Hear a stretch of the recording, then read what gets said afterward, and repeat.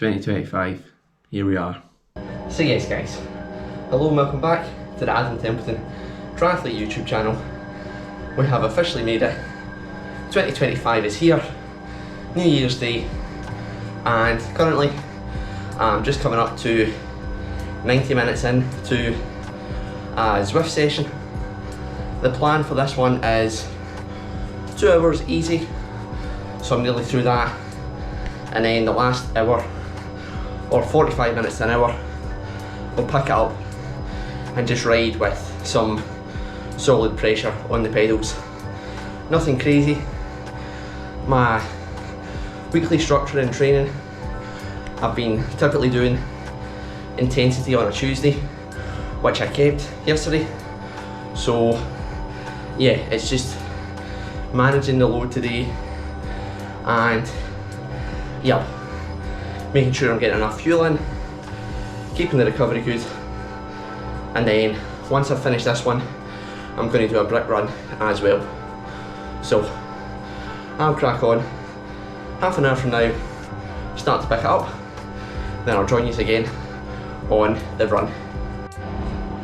And even though I somehow lost 45 minutes of my time, only 7 hours in to 2025 to Instagram already, I've left it to 90 minutes into this one to give an update, as it's only really just got light enough for me to capture the stuff with the GoPro. There we have it. Decided to do 50 minutes of a solid effort, sort of in that 135 to 140 beats per minute range with heart rate. Average power probably sat around 205, and yeah, to be honest, does that count as zone 2 training? I'd say potentially. I'd say that's the upper aerobic. I feel like not as if there was a massive amount of lactate build up if you're going into the science of it, but the thing is, I'm able to do that at the moment just because I've been trusting the process for months on end now. And yeah, I'll dive deeper into the training and what I've been up to just once I get this brick run done. Head out for that just now. Plan for this one, probably again, sort of LT1 efforts of 1k easy, 1k steady. Run that through a few times and yeah, just see how far we get. Let's crack on with this one. Now, you're probably thinking, Adam, how are you this far into the video and you've not even addressed the clickbait title and thumbnail that you've used? Well, here goes, and to be honest, it's pretty simple. Pretty much forever, I've never really been an advocate for New Year's resolutions where for some reason when the 1st of January hits you decide to make a change. To be honest, I've always seen it as, what difference does it make it if it's the 1st of June or the 1st of January? I've always been happy enough just when I think of something, typically to start it there and then. But let's be honest, the content creation and media side of things, I have completely fell off the bandwagon, and yeah, it's been quite woeful. And again, really, there's been no reason for it. Of course, I do have all the excuses lined up. So, number one, the weather has been pretty grim.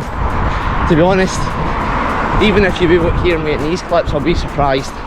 The wind, I thought moving to the east coast, you'd move away from the westerly wind. Oh no.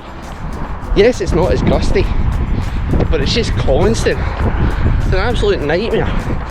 And yes, it does get dark at 3:30, and when I'm training in the morning on Zwift, there's not much to film again when it is completely pitch black.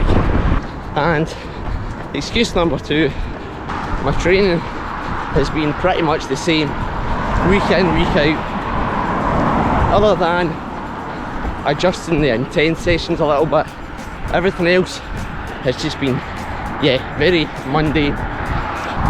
But then I guess that's probably the reason why I should be trying to film a bit more. It's just to show that consistency really is key. I've never put so much trust into sort of zone 1, zone 2 training, and yeah, I can feel it slowly but surely. The mitochondria, the powerhouse of the cell, is building.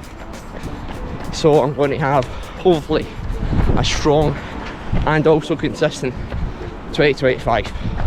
Yeah, here we are on the 1st of January, which is, to be honest, the main motivation, and also just sort of activation for giving me the confidence to pick up the camera again.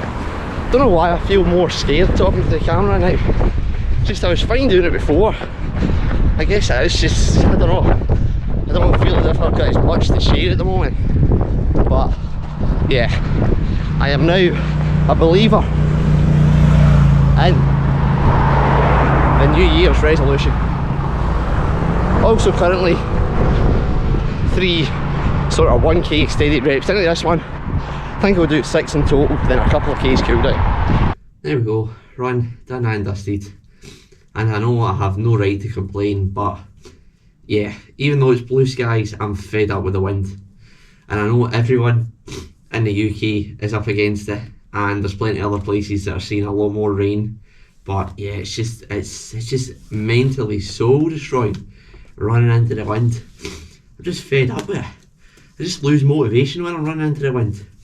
How nice it would be to have a run that is based off of pace as opposed to RPE. But yeah, that's it done now. 14k's total, again slower than expected, just because it's a nightmare running in the wind. But yeah, now get a quick bite to eat, get a shower, dive into what the training has looked like, and this afternoon I'm going to head to the pool. So a general overview of what my training has been looking like. To be honest, it has been, yeah, very, very consistent. There's been a couple of times where I've got to a point where I've got really tired and I've just had to cancel the workout that I was going to be doing.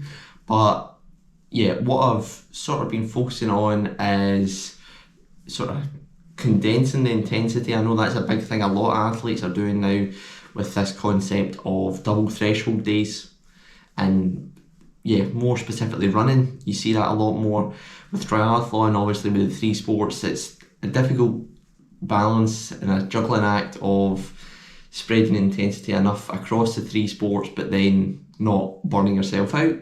So yeah, I've been doing the intense workouts on a Tuesday and a Friday, and then also normally a hard swim if I'm feeling it on a Sunday. And yeah, just for weeks back to back to back, it's been pretty much consistent 25 plus hour weeks. I guess sort of that's been another thing how I've not been making as much content is, of course, if you want to be able to absorb the training, and what I've been doing is very much I know there's the whole concept of minimal effective dose. I've been doing maximal effective dose, or like maximal tolerable load, where yeah, I'm just trying to do as much as possible without completely cooking myself. And I feel I've been able to balance it quite well, but yeah, to be able to do pretty much anything else, like sort of spending an extra couple of hours editing, again, very much first world problems. I know I'm moaning here as if yeah, I'm some sort of pro athlete, which I think something I need to remember is, yeah, becoming a pro, that's never going to happen. Sort of sub-elite level, age grouper level, can be fairly competitive. But yeah, if I'm ever wanting to get anything back from the sport, really it's going to be creating content and yeah, just uploading to the YouTube channel, not letting the channel die. That's the biggest thing. It's got a decent number of subscribers, but the thing is, if I'm not uploading content, it's not going to get any bigger, and the YouTube algorithm will not like that.